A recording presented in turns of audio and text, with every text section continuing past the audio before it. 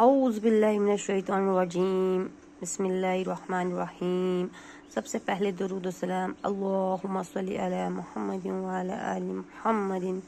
کما صلیت علی ابراہیم وعلی آل ابراہیم انک حمید مجید۔ اللہم بارک علی محمد وعلی آل محمد کما بارکت علی ابراہیم وعلی آل ابراہیم انک حمید مجید۔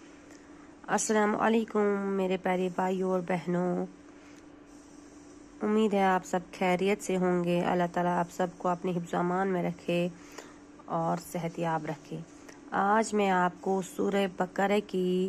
وہ لاسٹ 2 آیتوں کے بارے میں چند باتیں بتاؤں گی کہ رسول پاک صلی اللہ علیہ وسلم نے ان آیتوں کے بارے میں کیا فرمایا ہے۔ تو مسترق حاکم اور بحقیقی روایت میں ہے کہ رسول اللہ صلی اللہ علیہ وسلم نے فرمایا کہ اللہ نے سورہ بقرہ کو ان 2 آیتوں پر ختم فرمایا ہے جو مجھے اس خزانہ خاص سے عطا فرمائی گئی ہے جو عرش کے نیچے ہے، اس لیے تم خاص طور پر ان آیتوں کو سیکھو اور اپنی عورتوں اور اپنے بچوں کو سکھاؤ۔ اس لیے حضرت فاروق اعظم اور حضرت علی مرتضیٰ رضی اللہ تعالی عنہ فرمایا کہ ہمارا خیال یہ ہے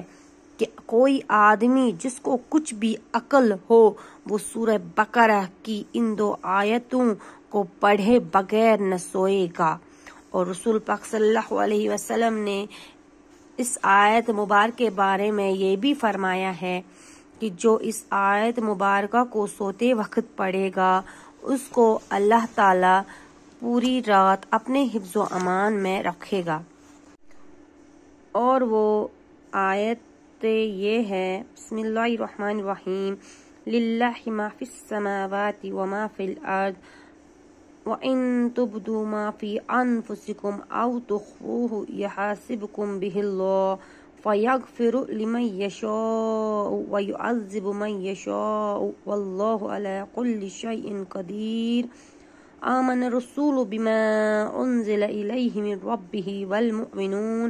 كُلٌّ آمَنَ بِاللَّهِ وَمَلَائِكَتِهِ وَكُتُبِهِ وَرُسُلِهِ لا نفرق بين أحد من رسله وقالوا سمعنا وأطعنا غفرانك ربنا وإليك المصير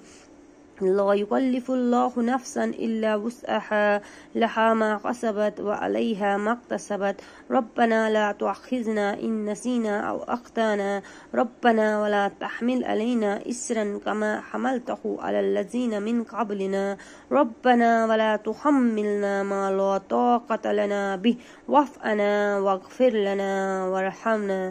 أنت مولانا فانصرنا على القوم الكافرين آمین۔